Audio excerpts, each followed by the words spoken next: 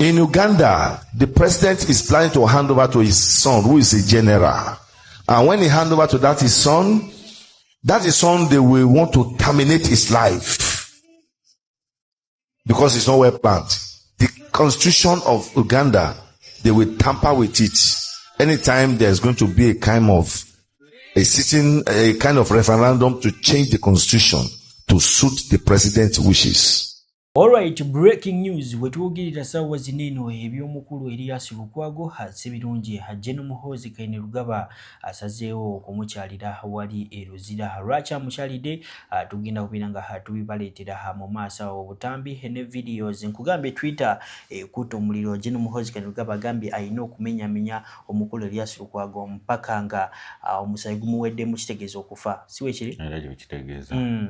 Abannayuganda twongere endowooza okubanga tusabira omukulu Erias Lukwago kubanga ebibye byandibanga byongedde okubijjira ddala. Omukulu akedde ku makya agamba nti the way I'm going to break Lukwago in 2 pieces. Kikulaga ki nti tali willing kubanga amuta wabula agenda kwongera okubanga amutulugunya. Ate nno kiva ku ki waliwo akatambi ako kenguddeko nga tunaba kubeera nga tugenda mu katambi ako ha video eno badde nkusaba soko jimpereka like bw'oba omaze subscribing weegate ku mukutu gwe guno. Maama Janet Kataha Museveni aliwa mu maaso awo waliwo omu ku bakojja aba General Muhoozi Kainerugaba abatakkiriziganya n'ebyakola sawa zino mu ggwanga Uganda. Avuddeyo n'agamba nti oyo omukyala yekka sawa zino asobola okubeera nga akakanyani General Muhoozi. Naye nga tetunagendayo tutandikire wali wa Erias Lukwago. Erias Lukwago ekyo kituufu byongedde okubanga bibijjira ddala. Kuba kati mu ddakiika ezisembyeyo okwawe mabega omukulu Kainerugaba agamba nti atandise bati Lukwago is an intelligent man, is definitely the biggest idiot that ever lived. Kitegeeza ki you mess with Muhoozi and you think you will be okay. Kali wayongeddeko n'agamba nti agenda kulumbayo eruzira gyali amumenya. Bangambe eddambo entegeka zigenda mu maaso. Nga mukyali. Ekituufu kyo kiri nti Bannayuganda bandikuŋŋaanidde wamu ndowooza tugezaako okubanga tusabira Erias Lukwago eddembe lye kubanga ebiddako mu maaso awo biyinza obutaba birungi. Wali abavuddeyo ne bagamba nti no omukulu Hajeno Muhoozi Kainerugaba yasobodde okubeera ng'afuna evidences endala ez'omukulu Erias Lukwago mbu he was involved into that scandal yatukawo ku oba Dr. Kizza Besigye planning okubeera nga asanyawo family ya Yoweri Kaguta Museveni. Era kigambibwa okubeera nga kyekyamunyiiziza nnyo era mbu yali amutaddeko olwo olunaku lwennyini lwe yagamba nti no ngenda kumuteekera. Naye evidence wa videos bwe zaasobola okubeera nga zifuluma nga ziraga nti Erias Lukwago mbu ayina bye badamanyi ku musango okugenda maaso gwa treason gwebateeka ku Dr. Kizza Besigye w'okwagala okutta President wa Uganda His Excellency Yoweri Kaguta Museveni. Mbu byamunyiiza nnyo n'agamba nedda sigenda kkiriza omuntu abadde amanyi kubanga mbu Erias Lukwago yaliko mukwano gwa General Muhoozi. Kati omulabi waffe wa Wonderboy Media badde nkusaba weekumire ku mukutu tulyoke nkuleetere njagala ndokuvire ku ntono. Omukulu Abwina avuddeyo alaga nti olunaku lwe bakwata olunaku Dr. Kizza Besigye lwe bamukwatira e Kenya nti yasooka Kavule ku kirimu ofisi ya Kyagulanyi. Wabula we yali ku ofisi za Nuupe Kavule esimu ye baagibba. Naye nga bituufu ebyo bajja si batambuza propaganda. Gwewuliriza nange nkugamba ki ebizuuliddwa bwe babba essimu ye essimu yadduka baagitwala ku CMI. Awo omukulu we yategeerera Dr. Kizza Besigye n'asalawo akole ki afulume eggwanga kwe kumukwatira wa e Kenya. Wabula we bamukutte e Kenya Erias Lukwago okugenda okuba nga naye bamukwata mu ssimu basanze nga omukulu Kizza Besigye abadde alina enteekateeka ne Erias Lukwago ng'era tugamba kumala bbanga lyonna lye bakwatidde Dr. Kizza Besigye babadde bakimanyi nti omukulu Erias Lukwago alina byamanyiko nga just tebaagala mukwata. Ekituufu kiri nti essimu ebadde balimye okubreakinga wabula bamaze ne bagibreakinga ne bategeera buli kimu omukulu Dr. Kizza Besigye kyabadde communicatinga n'aba FDC n'aba opposition. Bagambe n'aba NUP bamu bayinza okulugenderamu era nabo bagenda ku treason of treason. Kyolina omanya ebiri mu ssimu eyo bireetedde ddala obuzibu naddala eri ba opposition era nga twalabye ekyatandise ne Erias Lukwago wabula kigenda kikola kiranda bulanzi era bangi bagenda kubanga nengolooza Hajino Muhoozi Kenneth Lugaba byaddala ku luno akina simatuka oba opposition National Unity Platform president ow'abantu omulonde His Excellency Robert Kyagulanyi ayina kyagenda okubeera nga akolawo anytime soon kubanga ate ye Hajino Muhoozi Kenneth Lugaba yagambye nti no His Excellency Robert Kyagulanyi abadde ne plans ezikomawo mu Uganda naye ng'ayitira ku Kenyatta International Airport yawalire Kenya ng'agamba nti no kasaalinya Kenya enkolagana ya Uganda ne Kenya eyinza okuggwawo ngalinga gamba walinga sendinga threatening shots okumukulu William Ruto nga president we Kenya ngalinga mugamba tino okiriza omusajja oyo okuyingira mu ggwanga lyo tetugenda kuddamu okolagana naawe. What do you think about this situation? Gwe kyolina okumanya nti enteekateeka za Bobi Wine okudda mu Uganda ensonga lwaki General Muhoozi tayagala zibeerewo olw'ensonga nti atiisatiisa nti Kyagulanyi watuukira mu Uganda agenda kubanga amukwata amunyige wabula ekyo ekituufu tasobola kukola kya tasobola kukikola Uganda sichwandi banakiriza his bade president omulundi lwe bageza omujjukira bulungi lwe bagezaako okukwata Bobi Wine campaign zaali mu mawanga ag'enjawulo Uganda, Europe, Africa ne Kenya waneno batnikalakazi katugolowooza jeno MK ayinza okusanyuka nga Bobi Wine aze kuba wanajja ekituufu talina kyagenda mukola wabula wanaaba atuuse wano n'atabaako kyamukola kyakitegeeza ne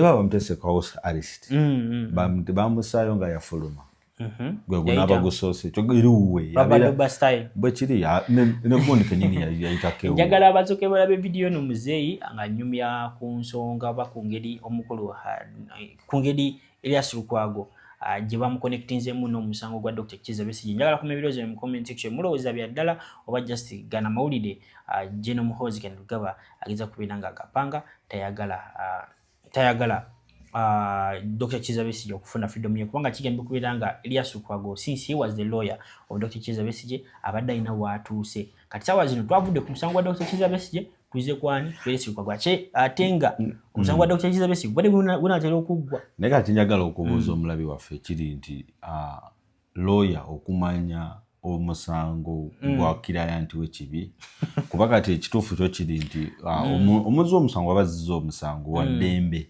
era kiri ethical enough okugamba lawyer waguzizza oba tewaguzizza then mulyoke mukole mutya muteme empenda engeri gye muguwozaamu Dr. Kizza Besigye okubanga yagamba Elias Lukwago kubikwatagana ku musango either ali innocent oba tali tekifuula Elias Lukwago muzi wa musango kuba ye lawyer ayaba alina okumanya client we byonna byonna deep down ku info okusinziira ku musango weguba gulina okubanga gutambula. Musoke mulabe omuzeeyi ono ng'ayisaawo information ye wa video ye eno eri very informative mugiwa obudde y'okulwanyisa bagyeko gavumenti ennonde Lukwago mwali erinnya lye mweri moze wulirawo wano gavumenti nno ku bantu abatuukirira omuzungu Lukwago mwali nga baagala ki baagala mundu kugyako Besigye mu meeting omusajja ateekako n'ennamba ye gye baamukubirangako essimu ekimanyi nti simu ya Besigye bagirina nti baagikwata e Nairobi endala gye yalina bagimusaba n'agaana ogibawa wawulirako olutalo olwo tuwe ennamba tetujja gibawa ye oli agamba twalina ennamba gye twakola ki ng'ogyeko Besigye mulimu Ssemujju nganda mu bantu omusajja oyo mu Amerika baayogerako mu bujulizi bwe mulimu Salaamu Musumba mulimu munnamawuli mukwano gwange gwe nkola naye ku BBS I mean ku Simba Charles Lwomushana n'abalala kati Besigye ono bw'atuuka ku stage ewaabira Kebbi Besigye bw'agamba nti ono yaŋŋamba okunzita negundi ahayalinga Lukwago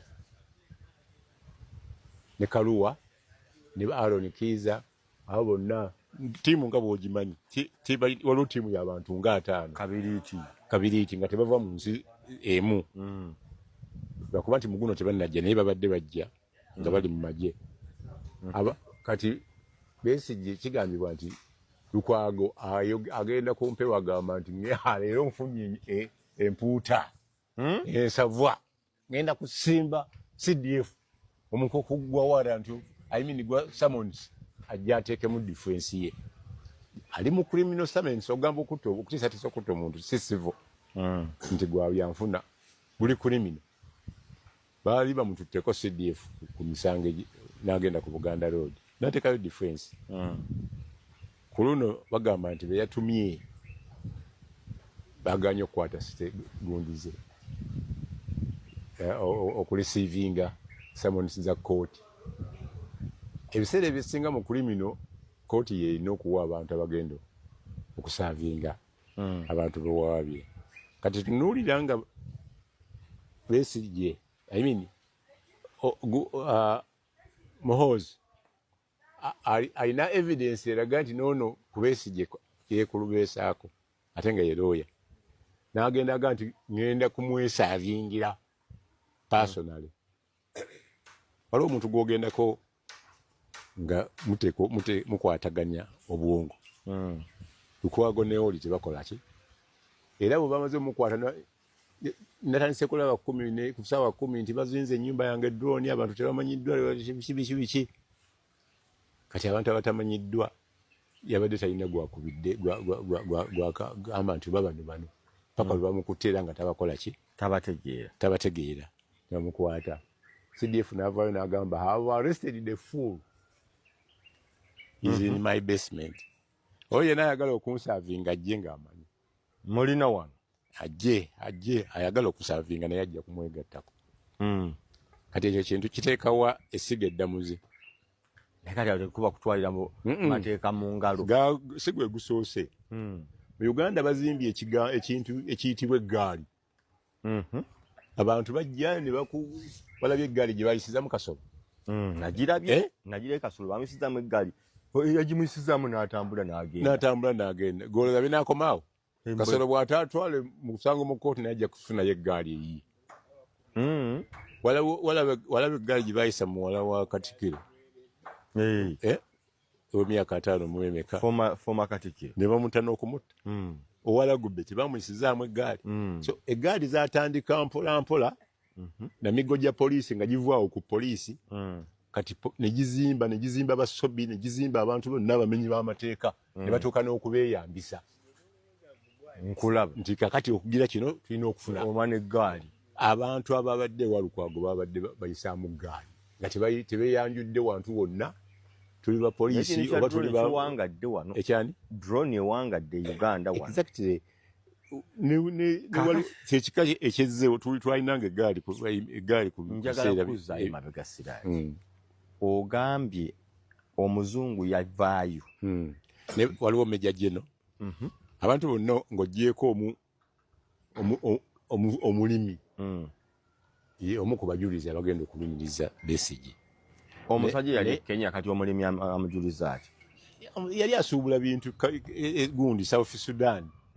Era enkiiko ezimu bagamba zaalinga South Sudan zaaliko ekisuumu kati ziri endala ezaali awalala omuzungu yazimanyi ezo ensi zibamenye eziringa 5.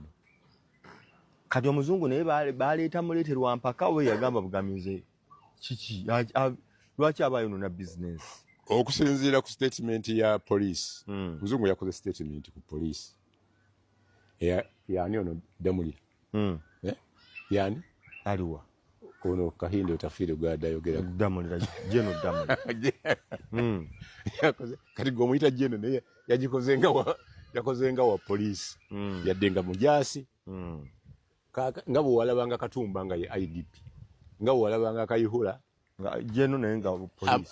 Police is militarized. Nti ojja kusanga emmotoka ya poliisi naye ng'eriko bibomboola by'amagye. Tojja kusanga by'amagye ng'eriko abapoliisi. Kitegeeza nti amagye gakolera wansi poliisi ekolera wansi w'amagye. Era amagye ge gawa ekiragiro ekisembayo. Kati omuzungu yamaze okuwa. Twalina muzeeyi nga mujaasi. Muzeeyi wali omumanyi deputy IGP. Muzeeyi Sabit. Yes. Nga bw'ogenda awantu okulaba IGP bakulifaalinga wa muzeeyi.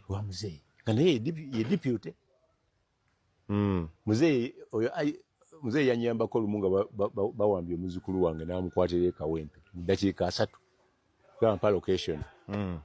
Yanyambako lumu nga bamaze okutta okutta ono kirumira baali bagenda kubata ne Siraaji naddukira ewange ne ngenda muŋŋamuze omusajja baagala kumutanga oli yawonye namulabye waseeka ku Old Kampala seeka mubajje nga yagamba nange bagenda kukola ki yadde mumanyi nti mujja muvunaana mu mutaasa abeere mulamu nagamba omusajja gweyogerako mubbi konze mumanyi nange namuwandikako ku byettaka bye yali involve naye kino taliimu bakoleya tebaalimu Kayihura yali amusindise Kigo nagamba kale nkya beera mu kibuga kujja muleeta nankubira ku saa 6 dakiika 3 ng'oli wantu wali ku Parliament Avenue tuka ku Dogogo bypass emmotoka neggwamu amafuta nemugaa ku buwumbi buwabba ku bakoleya tolina mafuta nagamba kati gwe mujulisi alright nga tubitadde ku mabbali ndowooza muzeeyi mumuwulire mugenda kuba mutugulira ebirowoozo bye mu comment section mulowooza this is the moment this is the time that Mama Janet Kataha Museveni should come out and condemn what his son is doing to the public, to the people, to the opposition leaders kubanga bo abasinga naddala ba lawyers ab'enjawulo mu ggwanga Uganda ng'omukulu Medard Segona y'omu ku bambi ba lawyers abaluddeyo mu ggwanga Uganda ate avuddeyo n'ategeeza eggwanga Uganda n'agamba kino yali amanyi family ya Mama Janet Kataha Museveni ng'agamba nti yo family beddala Muhoozi anjobeera nga Musaayi alina gye yagujja kubanga akimanyi bulungi tino Mama Janet Kataha Museveni abakubanga waali kankusalemu ko kirimi katono tiyandikiriza Muhoozi okola byali mukola saawa zino kankusalemu ko kirimi katono waliwo post His Excellency Robert Kyagulanyi yakoze n'agamba nti Muhoozi si bad man he just wants to be a bad man nainga kitufu ki what is the definition of a bad man according to you agezako bagaze kwefuula taafu nainga kitufu taliki ngabako ku ntalo tyalwana kwebikonde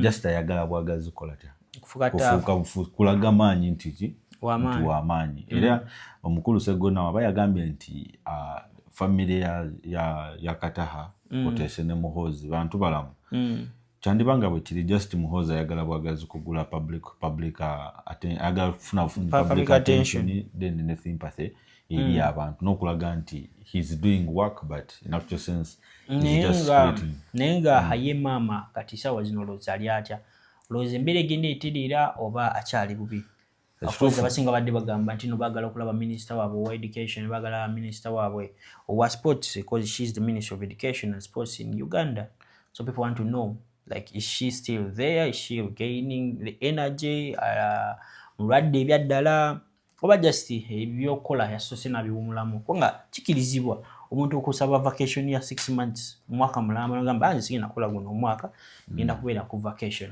What do you think? Ekituufu kyo kiri ndowooza that is family matters tulowooza tulinda abakulu bave batugambe wabula nze kyenjagala okubuuza oba kyembuuza situation enegenda maaso maama wagimanyi kandi kyenja twagala okumanya waba bagimanyi ndowooza andivuddeyo n'akuma ku mutabani we namugamba kama Medard Segona agamba tino beddala bakubanga waali bino byonna tebyandikoze ki tebyandibaddewo tuyinza okuba nga tuli wano Muhoozi tulaba byakola neyinga ba yafuka da president wa Uganda tuma kira nakyo kiri awo anyongolo bajigiza video mujituwele ka like so kubeera nga etambula ku speed ya waggulu nnyo gwatana bakubeera nga subscribinga kade kaje mu personalize ogateeke mu all sort latest updates ku bikimu kituko mu ggwanga lya Uganda obirenga obyefunira ku mudi gwe nango leo na business yo ngagala kulanga naffe namba zaffe ziyo sembya ya 373 binabe bagamba atutumba kupiringira video ya y'omukulu Segona ngasaba Mama Janet Kataha Museveni okukakanya mutabani we. Ekikulu kati we tutuuse ndowooza olutalo tugenda kubanga tulwanira online oba tugenda kubanga tukozesa emikutu gya migatta abantu kubanga tulwana kati endowooza yo mu comment section oluusi eyina ekifaananyi kyesiiga eri oyo abadde ayina kubambayo abantu nga balina bias oba nga balina endowooza yaabwe wabula kyokomenting oyinza okubaako nekyokola otya nekyoyigiriza abo abalala abalina ki endowooza enkyamu muyinza obbamu omuntu ng'alowooza Jeno Muhoozi kyakola kituufu bakwata balina okuba nga bakwatibwa wabula komenti yo neebaako kyekola kyekyusa video baziraba ba Muhoozi Elias Tukwago ba family Elias buli omu ba opposition leaders all the country watches these videos, so whenever you comment on this channel you are posting your mind out there. Chofala mbagamba mu commenting mbeka rejinga nyo mukole ki amu commenting museke mulabe Medard Segona nga Ssaabamaama Janet Kataha Museveni ajja atutaase ku biki ebigenda maaso mu ggwanga lyatyo Uganda. Naye ne yeeyisa bw'atyo. So tukubira kitaawe omulanga maama we nnyina aliwa. Omanyi ati bamaama balina engeri gye bakwatamu abaana baabwe. Maama Jane oyinza okuba tosoma byateeka ku social media naye naawe tolaba byakola n'amawulire togawulira, towulira CBS, tolaba Baba TV. Gamba ku mwana ate twagala abazadde be bamanye ekisooka tetukyawa mwana waabwe. Lwaki tetwogera ku Natasha? Si mwana waabwe nga ndaba muganzi nnyo eri kitaawe. Lwaki tetwogera ku bawala bange bano ba Diana, bano ba Patience? Lwaki twogera ku ono? Bannange, bazadde bannange, omwana mumuwanise nnyo, mumuwadde obuyinza bungi. Omwana ajja bawamba, omwana ajja bakola ekibi. Ekyokubawamba yabakozedde ekibi ekyo baswaza, ajja bakola